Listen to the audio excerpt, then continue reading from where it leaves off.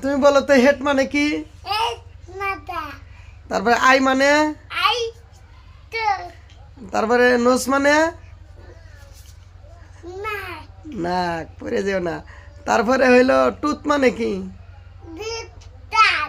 Lip মানে? ঠোঁট। তারপরে মাউথ মানে? হ্যাঁ। তারপরে হইলো হ্যান্ড মানে কি? হ্যাঁ, ভুল হয় কেন? তারপরে হইলো বেলি মানে কি? প্যাট। তারপরে হইলো ফিঙ্গার মানে? আঙ্গুল।